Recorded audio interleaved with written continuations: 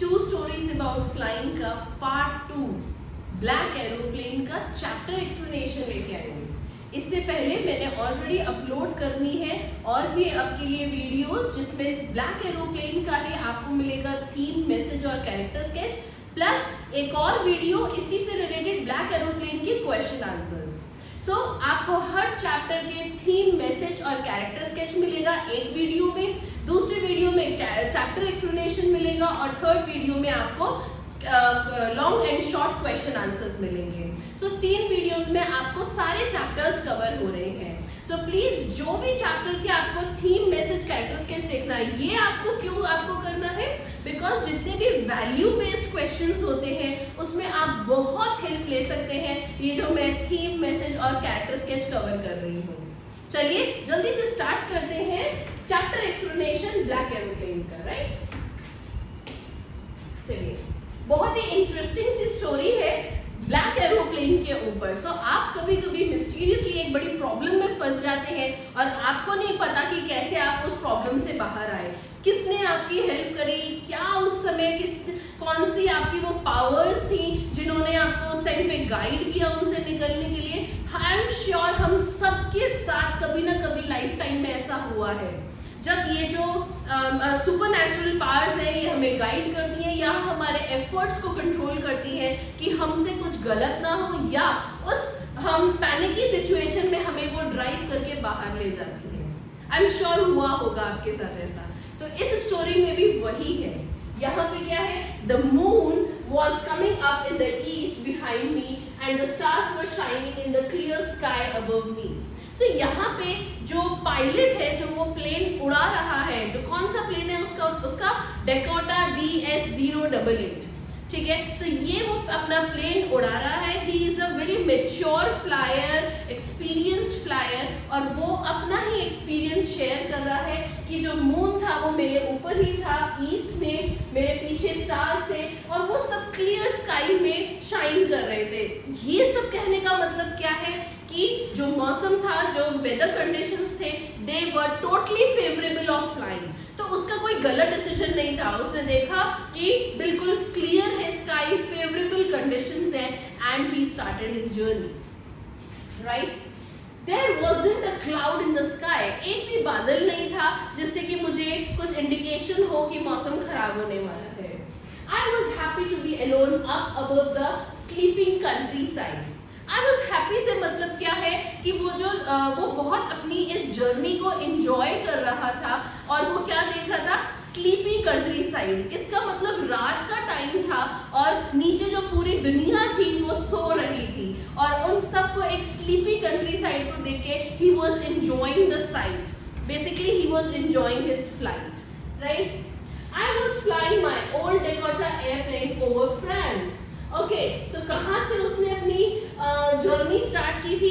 France से start की थी और उसे कहाँ जाना था? इंग्लैंड जाना था, ठीक है। I was dreaming of my holiday and looking forward to being with my family.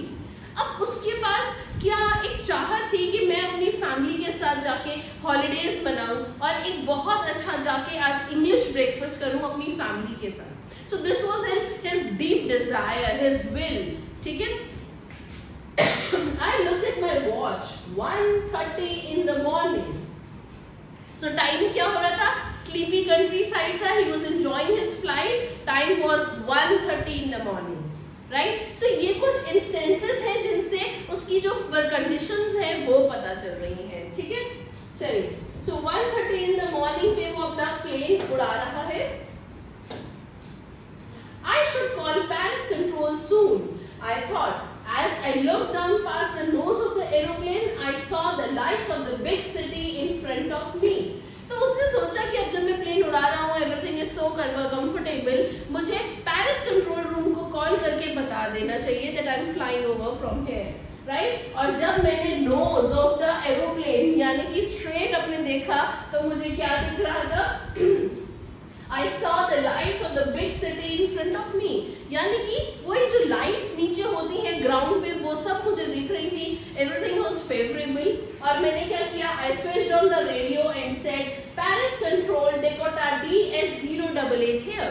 तो तो उसने रेडियो पे अपना सिग्नल्स भेजे और अपना वॉइस मैसेज भेजा, can you hear me, I am on my way to England.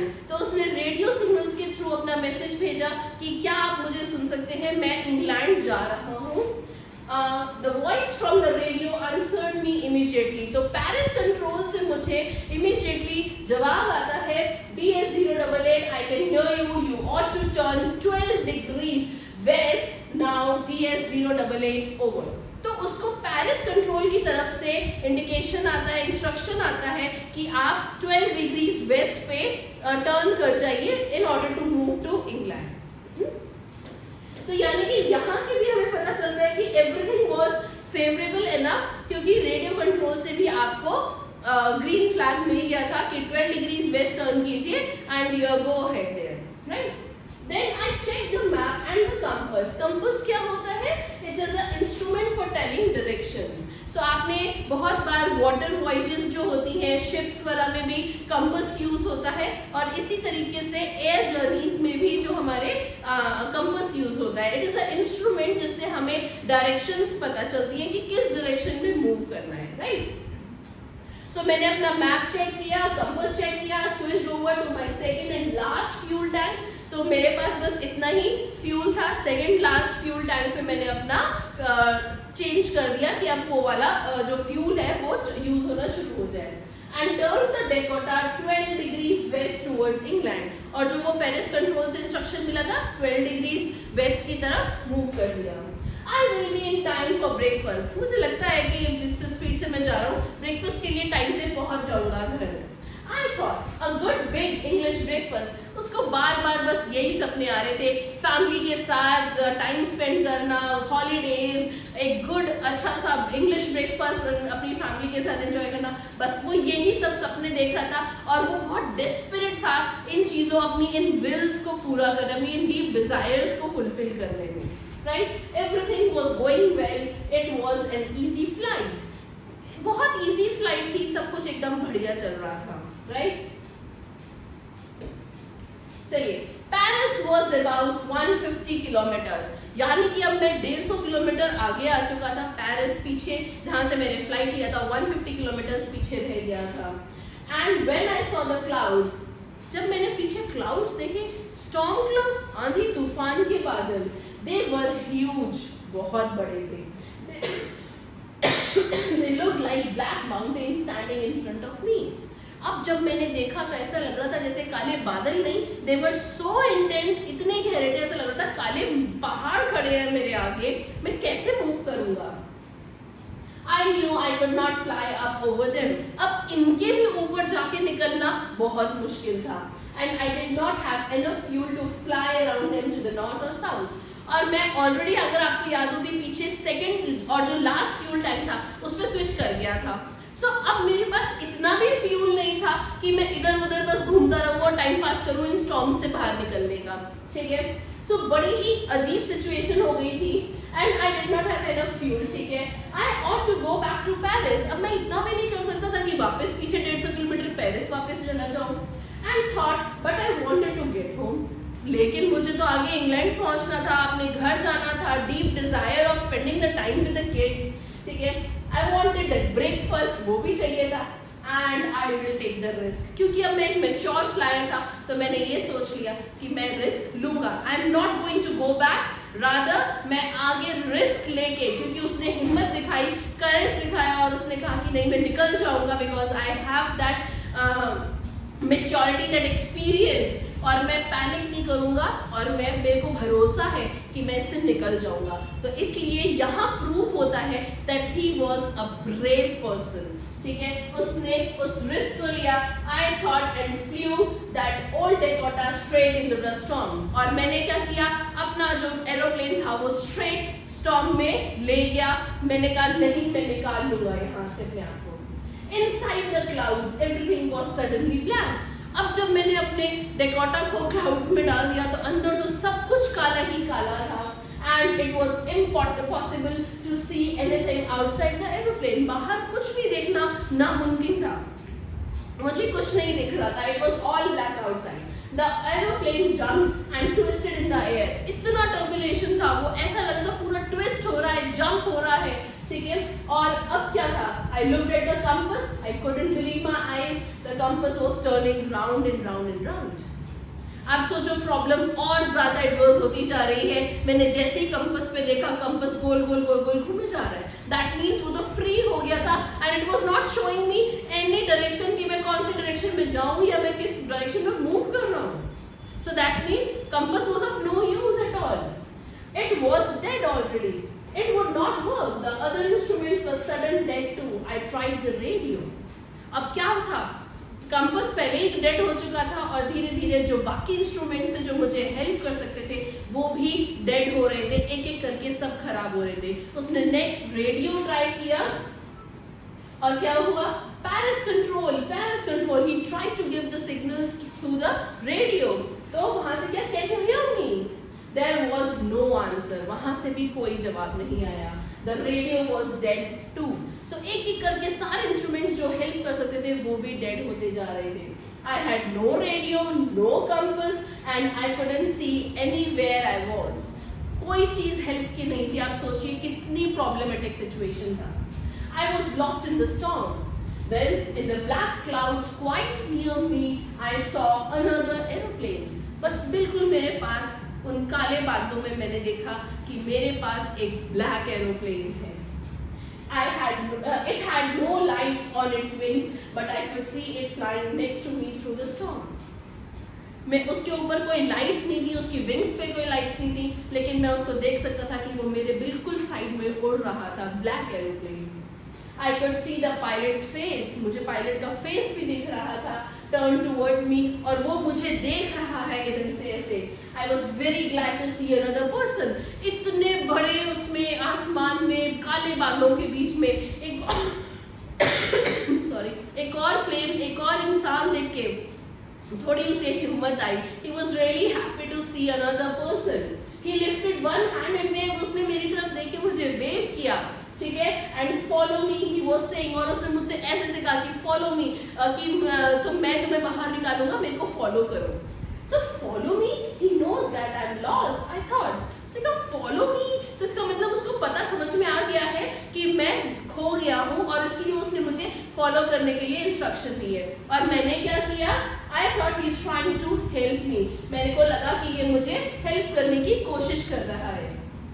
He turned his aeroplane slowly to the north in front of my Dakota. उसने थोड़ा सा नॉर्थ की तरफ लेकर गया मेरे Dakota के आगे, so that it would be easier for me to follow him. ठीक है, हम क्या करते हैं जब कार्स एक दूसरे को फॉलो करती हैं तो एक कार आगे होती है, एक कार पीछे होती है, so that it gets easy. ठीक है, तो सेम वही यही हुआ। उसने अपना एरोप्लेन, ब्लैक एरोप्लेन आगे किया नॉर्थ की तरफ, so that मेरे लिए अपने Dakota को उसको फॉलो करना इजी हो जाएगा। I was very happy to go behind the strange aeroplane like an obedient child. मैं उस ब्लैक एरोप्लेन को एक ओबीडियंट और अच्छे बच्चे की तरह उसको फॉलो कर रहा था, because I knew that he is the one who is going to rescue me. Right? After half an hour, the strange black aeroplane was still there in front of me in the clouds. आधा घंटा हो चुका था उस black aeroplane को मुझे निकालने में। Now there was only enough fuel in the old Dakota's last tank to fly for 5 to 10 minutes more. अब बस मेरे फ्यूल टैंक में बस 5 से 10 मिनट और उड़ने का फ्यूल था।